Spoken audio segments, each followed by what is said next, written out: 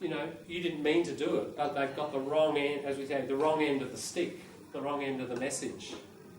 So, you know, it's delicate stuff. Even for showing the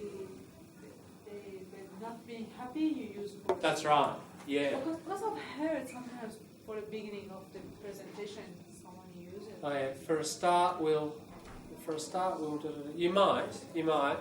Yeah, there's a minority use where you could do it fairly neutrally. You're right. It's not always totally, but 80% of the use, 70-80, would be in this negative form.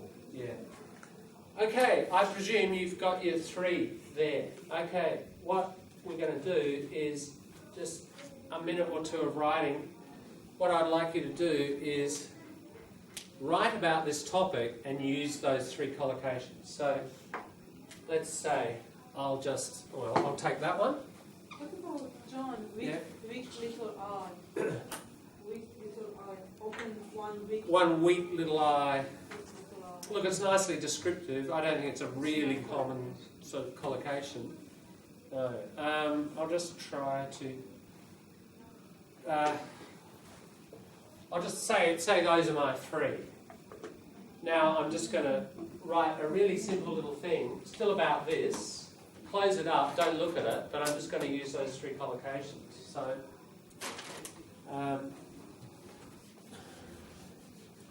simply and quickly. Oh, did I just rub that one off? Hang on. No, I've got 3. Okay. So what have we got? Bored to tears, out of mischief, for a start. So George was bored to tears, but wanted to, even I'll keep to keep out of mischief. All right, so we've got a couple there.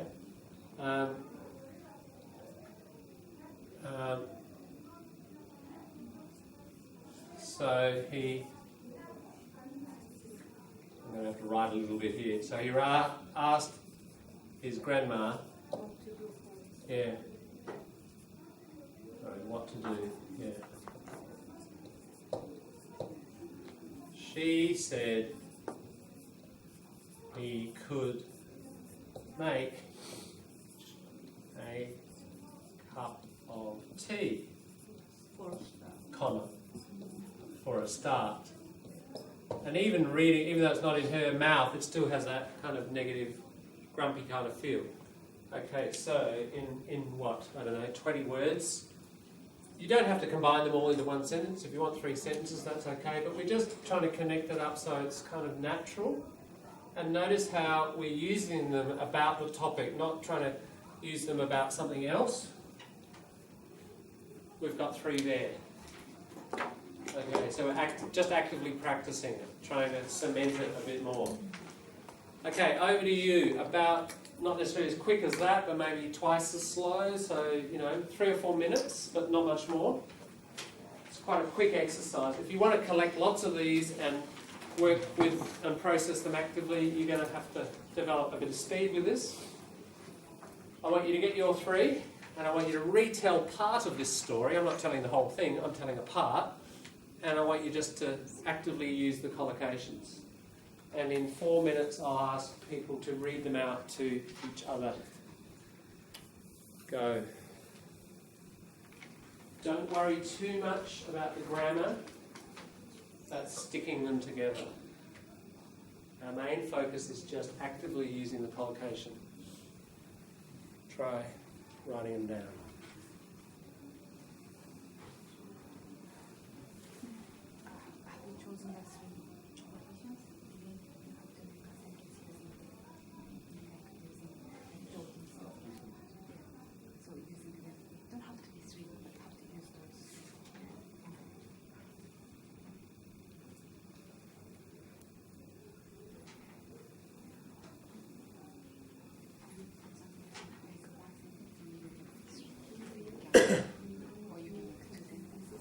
You can make 3 sentences, 2 sentences, 1 sentence, 4 sentences if you need to. Join it up somehow. Using any word From subject? Using the 3 collocations that you selected. Any I selected. Yeah, that's right, that you selected because you thought these are ones I want in my active use.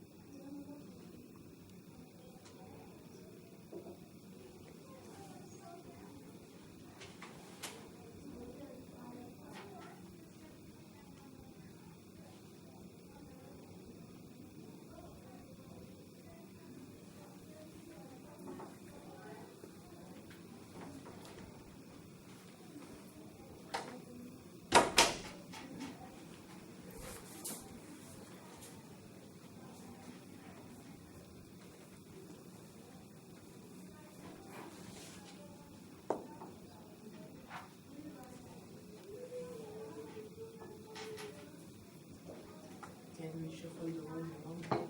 Quite possibly. Sure. Yes. Yeah. I mean, you mean within a collocation? Yeah, right. Sometimes you can. Like I was talking to Because Marley it's about. not matching up, like, suppose you got a qualification. It couldn't be, it doesn't have to be the same thing in a sentence. You can change one word. That's right. Sometimes you can.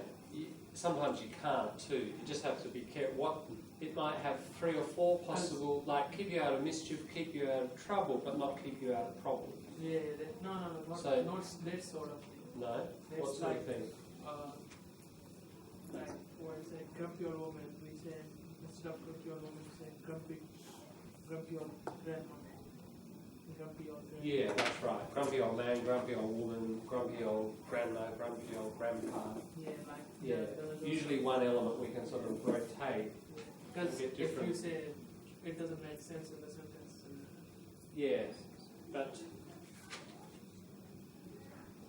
grumpy old gentleman, for example, you wouldn't really say. Yeah. So even then, you've still got sort of things you do and you don't say.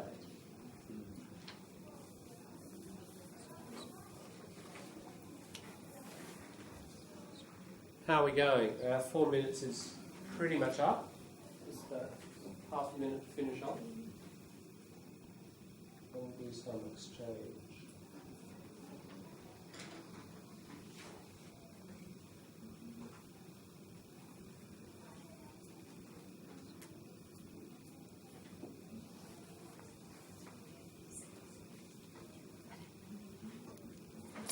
Here's a little technique while you wait. I've suggested to you with any new vocabulary item, Google image search it. What I'm suggesting to you now, collocation, just, you know, again, sitting on the bus, whatever, you got a few new collocations, just Google image search. Like, bored to tears. I bet you get some interesting pictures. Keep out of mischief. You get another set of images, won't you? Those images will kind of stick in your head better than reading some dictionary definition. So Google Image is a really good way of cementing and fixing not simply new single words, but even combinations of words, these collocations. Just try it now. We'll go for another minute, and those people who have finished, just get onto Google, do an image search on your phone, see what you get, just with one of your collocations. It's important when you learn new words, single words or clusters, that you play with this thing in lots of different ways. Language to language, language to image, opposites, synonyms, different parts of speech, drawings. We'll do an exercise on this later on, but we can introduce one element now. Again, get into the habit of Google image searching most new words that you want to remember.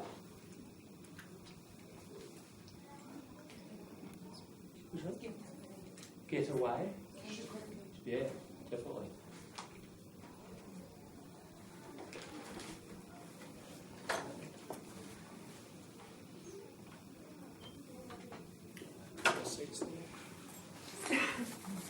All right, let's swap or exchange. Yeah, what was your sentence? 2 sentences which had your 3 collocations in it. I want you to read it out and show it to the group. Just little groups of 2s or 3s will be better. You'll have a closer discussion. So then you can catch up with what these guys are doing. Okay.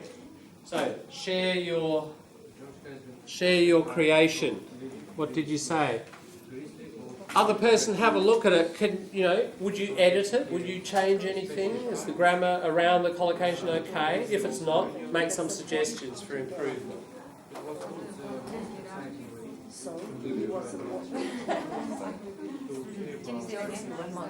I'm going to shopping with George, and at the same time, he doesn't want while making the one to remember because Grandma once cared about his boat. Instead, he always pretended to be busy by doing something else. Before, George's grandma told him to keep himself out of mischief. Yeah, good. And I like the way you change the grammar. Also, while making the one to remember his grandma once cared about. Instead, she always pretended to be busy. So just those little changes make it do what you want it to do. To get up and help. That's what you would just do. Exactly. Yeah, from that. Actually, we did The oldest from this. the place for futures smallest station was chosen a miles away from each where To gallop is a collocation, isn't it? Gallop. Gallop, horse. No, get up. Get up. Yes. Get so up. our station was chosen a miles away from anywhere or to cheer or What size? Again, a lot. And or the future desert, but size.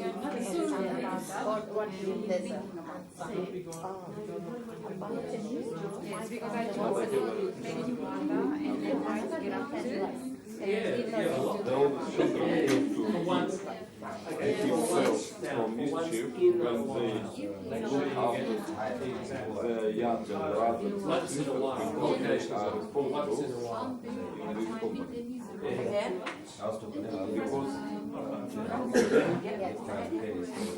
the oldest children have to keep himself from mischief. Not out from mischief, it has to be out of. Out of mischief. So keep himself out of mischief. The children, then The oldest children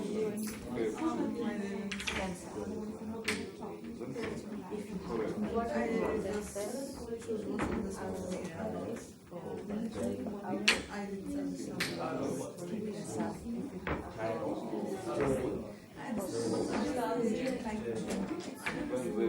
after the younger brothers and sisters, because they are responsible, not parents. They are responsible.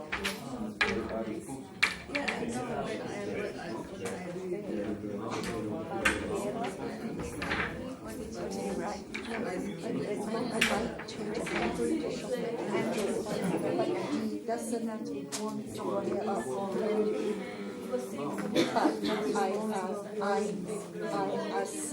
I were assistant to him, yeah, so he was supporting.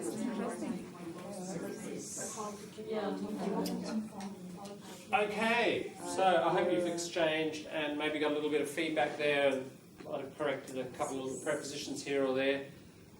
Yeah, I'm not too worried about, obviously it's great to have perfect grammar in between, but it's not the main point of the exercise. And when you're doing this exercise, you know, it's better just to feel free and join them up how you think, and if the grammar's not right, don't worry too much.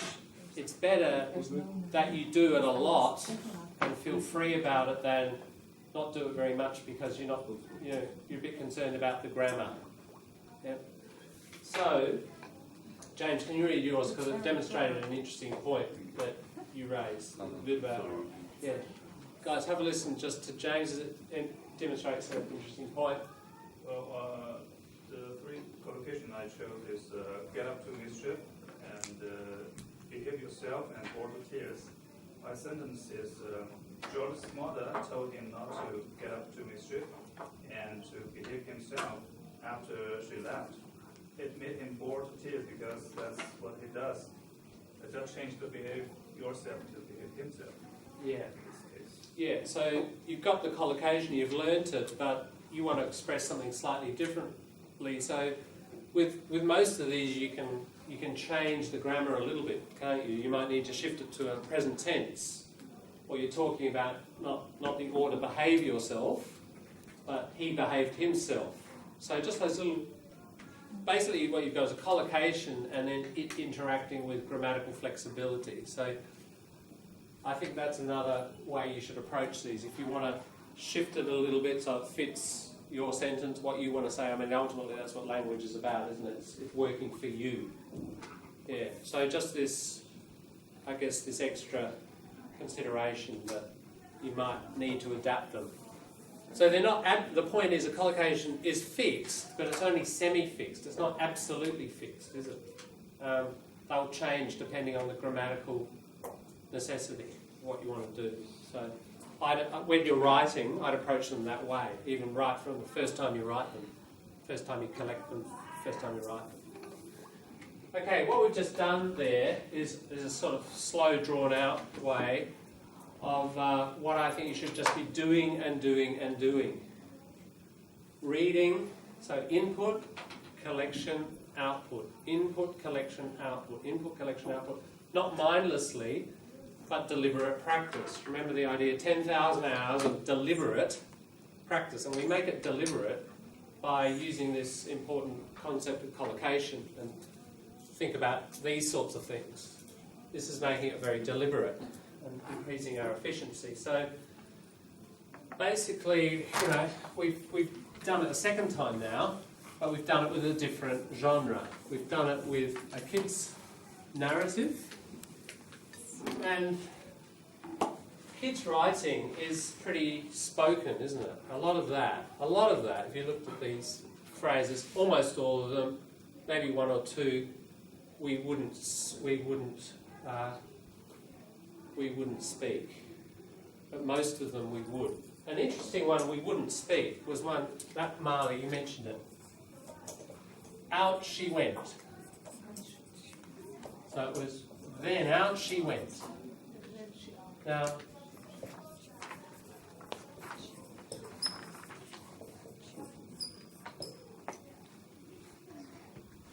there are two ways of doing that.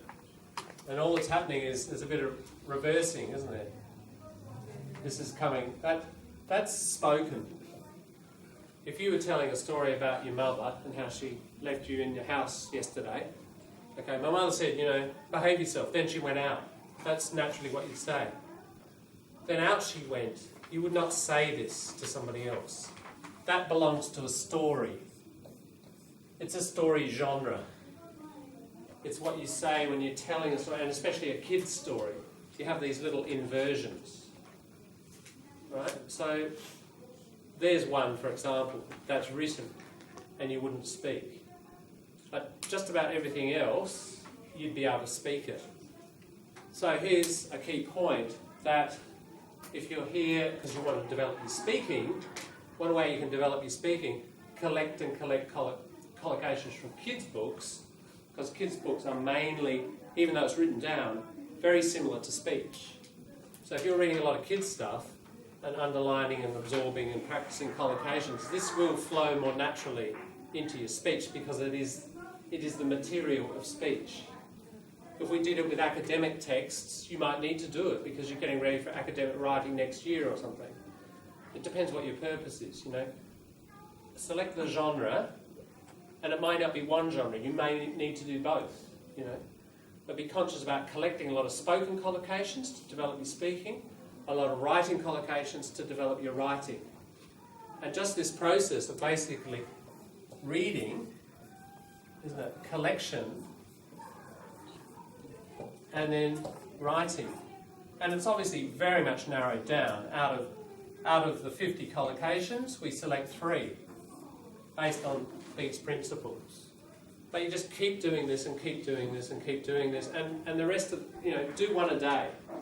I don't think it's too much effort. You probably wrote this thing in about 5-10 minutes. You'll get faster at it, like anything. Strategy becomes a habit, you get quick. And you'll just be collecting 3 a day. That's about 1,000 a year. That's not a bad package, 1,000 active collocations a year. That's kind of a nice number. The rest of the time when you're reading, your hour of reading, your 2 hours of reading that you're doing, just try to wear the collocation hat as much as possible, not just read through the text, but every now and again stop and actually read the text like we're doing now and collect and collect and collect. Even if it's just mentally collecting or collecting through underlining, without doing this next active thing. You can't do that all the time, but I would suggest a sort of 5-minute a day, start with that as a base. And if you find it's working, increase it and do it. Read an advertiser article or a news article on the website, do it with a bit of news. Have a kids' book you're reading, do it with that. Have a more academic thing in your profession area, do it with that. You could do it 3 times a day with different genres. But ultimately if you had to do anything at all to develop, if you had to pick one strategy to keep going, I would say this is it. It's careful observation of what good writers and speakers are doing, and then collection, and then incorporation into your practice, isn't it? And you just got to do it and do it and do it. Now, clearly, you don't want to do it with too difficult stuff. It'll wear you down, you'll lose energy, you'll lose motivation. That's why the kids' stuff is what I recommend. So, that's why, a few years ago, I established a bit of a kind of a library here for kids' books. Now, what I'm going to do is I'll throw them over here, I suppose. We'll have a break in a minute, in about 5-10 minutes after I finish introducing some of these. What we've got, just that stuff's my stuff for teacher reference. This stuff is borrowable, and so is that. Now, what we've got here, a few categories. We've got kids and teenage stories, like this one, non-fiction, more Australian cultural stuff like atlases and so on. I won't go through all this today, we'll just look at the kids' stuff. And then there's a selection of play scripts, which are recording, it's just conversation, you know, theatre, what people say in a theatre, that's all conversation. So if you're here for speaking and you want to collect collocations of pure speech, play scripts are the best. That's where you get all your slang from. There's not many places we can sort of freeze really spoken language and look at it and collect the slang and collect the collocations. Play scripts and film scripts are one of the best. And then that stuff there is a little Aboriginal section. And this stuff here is referenced, like, there's the Macquarie Dictionary. That's what I've been talking about a few times. That big fat green one, that's your full Australian dictionary. It's about $4 or so. What did I pay for that one? Yeah, nothing, obviously, no price. But they're about $4 at Oxfam. And most of these books are from Oxfam. That's where I got them, and that's why I managed to collect quite a few, because, you know, they're cheap. Yeah, so I'll go through the novels and things. I'll just, may as well turn that off.